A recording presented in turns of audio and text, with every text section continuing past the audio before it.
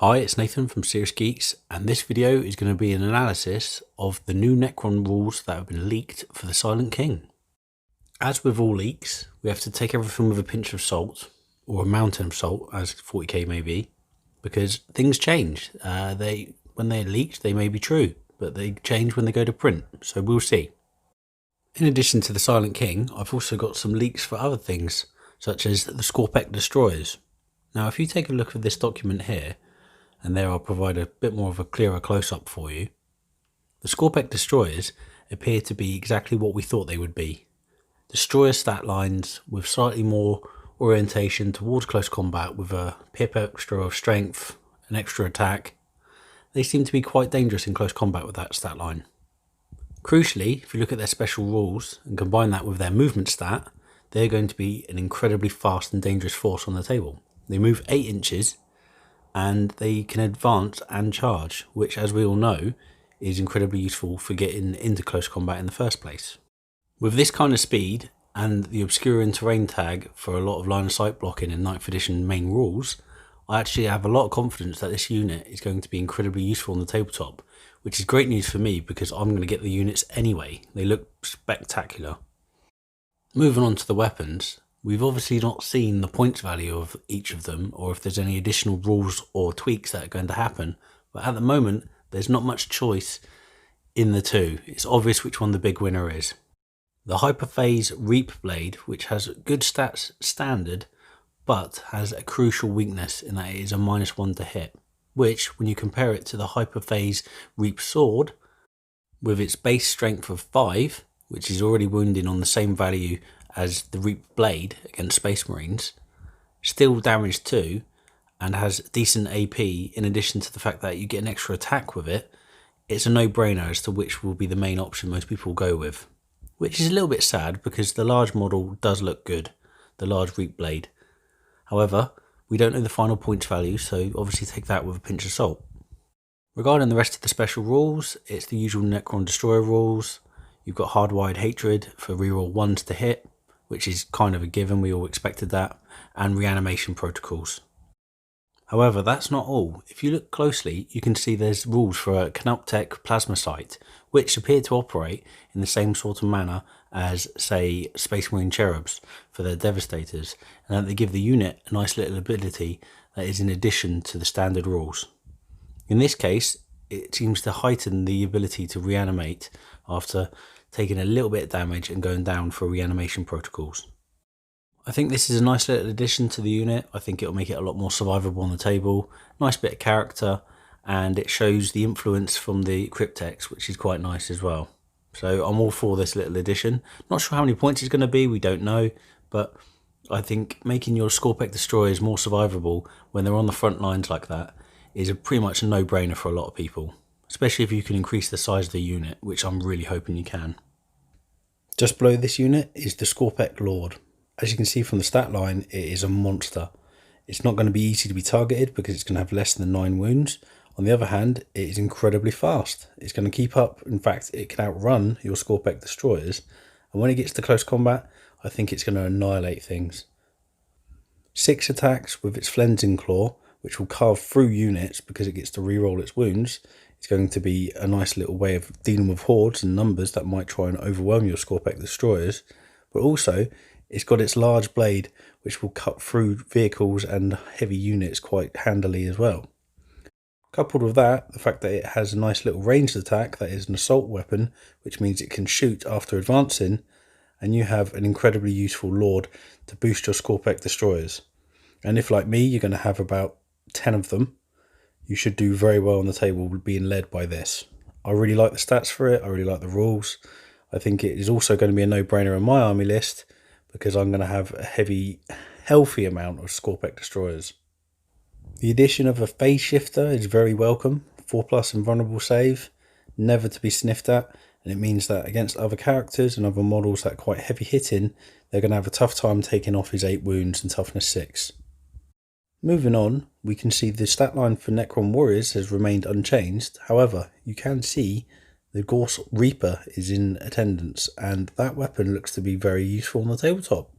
Shorter range, which is never Never really a good thing for your Necron Warriors because they don't want to be in close combat. However, you've got an Assault 2 weapon there, which is Strength 5.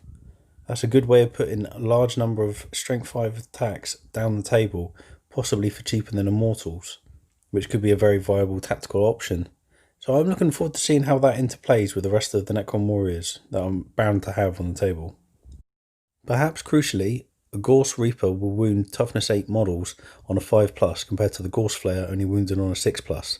This could be quite detrimental to a lot of armies, and it is a nice little addition to add to your army in general as a Necron player. Next up is the rules for what appears to be the long, spindly things by description, the Canoptek Stalker.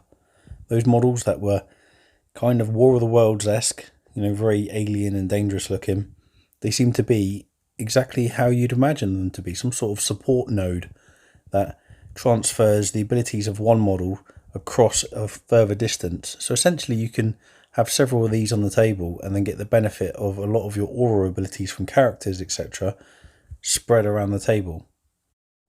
Now, I totally approve of what this creates on the tabletop, not just because it gives benefits to the Necron army that they can spread around the table, but also it creates a theme and a character on the actual game against your opponent.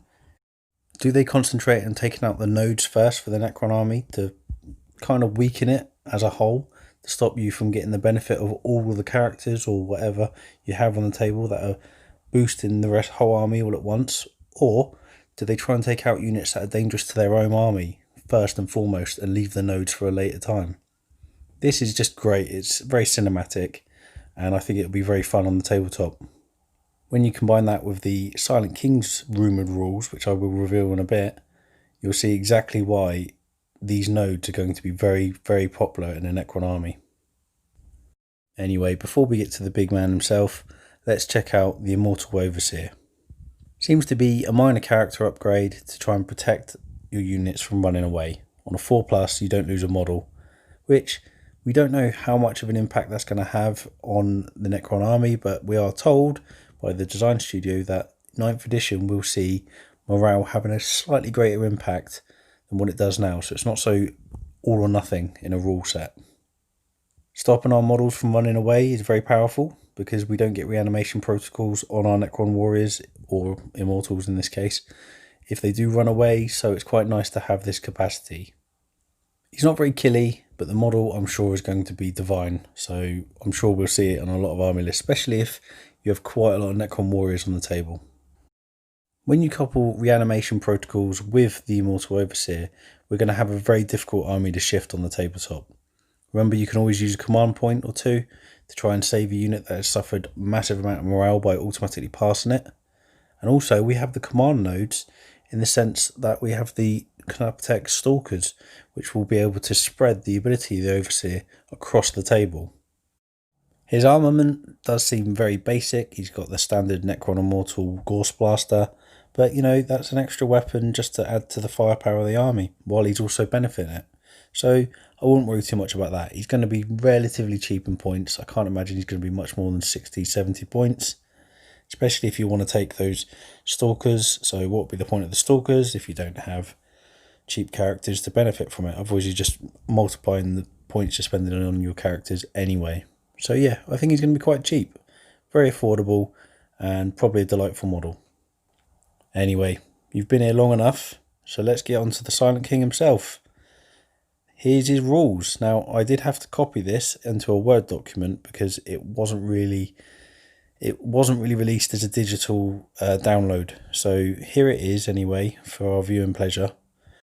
I've not changed any of the words. This is exactly how it was written, and I've just copied it on. As we can see from this Warhammer community article released picture, the Silent King appears to come in 3 separate models. There's the Silent King main model itself, plus 2 pillars that are acting as a support role. Well, as you can see, the rules of them, they appear to have a reasonable firepower, the ability to use a Catan power, which is incredibly useful on the tabletop. It's mortal wound damage that is being pushed out. We don't really know if this is going to change, but that's what we know right now. And they heal the Silent King D3 each a turn. That is phenomenal. They can intercept wounds, they have their own 4+ invulnerable save, They make the Silent King incredibly difficult to take out on the tabletop, who himself isn't that particularly easy to kill anyway. So the only way to deal with the Silent King will be to take out his pillars first and foremost, I believe. The Silent King is the big leader of the Necron army, and it really does look like that in his rule set. He gives so many benefits to the army. He's basically like a Guilliman. He's probably a tougher Guilliman, although he can't come back to life in the same manner as Guilliman, I hope. We haven't seen the full rules. And he doesn't have quite as good offensive ability, I imagine, in close combat. But he does have an incredible stat line. He's likely to have a powerful weapon, which we don't know yet. And he generates 1 extra command point a turn. So that's 2 command points you'll get a turn with the command benefits from the command phase. Rumoured points cost 340 points is dirt cheap. I'm hoping he's a Lord of War, but you don't know how it's going to happen, because Kolgar and Abaddon were not Lords of War. So is this model going to be a Lord of War? It's a very large centrepiece, so perhaps it should be. We'll have to wait and see. So with the leak we've seen here, I can quite imagine Silent King making its way into many people's armies. He can, with the support of the Canoptek Stalkers, support a wide range of units across the whole board, even if they're not within 6 inches of him, giving you a lot of reach and a lot of utility with him. He's going to be a very dangerous model on the tabletop for that reason alone, which means he's going to be targeted. But as we know, if you target him, you're not targeting other things, and he looks like he's going to be very difficult to take out. Short of mortal wounds, it's going to be very hard to take out those pillars and then get to him afterwards. And I'm sure he's got the living metal rule, which, as we know, heals 1 a turn anyway. So yeah, I think that this is going to be a very, very popular model on the tabletop. I mean, it looks great anyway, so why not, eh? Anyway, that's it from me on the Silent King. One last thing I would like to talk about is what I want to see. I want to see some leaks for this bad boy down here. I mean, look at that. I have no idea what kind of gun that is, but it's the new kind of destroyer that I like the look of. And this model here, the Transcendent Catan, the reskinned Catan, the Void Dragon. What is this model? I want some leaked rules for this. I want to see what they are. I don't want it just to be, just the reskinned existing Necron rules. I mean, that would still work, but I want to see something new. I want to see something powerful and dangerous on the tabletop. It's a large model. It's imposing. It's a centerpiece. Let's see what it does.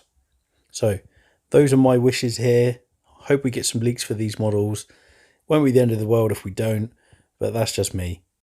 Anyway, let me know what you think below these rumours, whether you like the Silent King, whether you want to get the new model regardless of the rules, whether you're even a Necron player, whether you're worried about getting annihilated by the Necrons in every game that you face against me.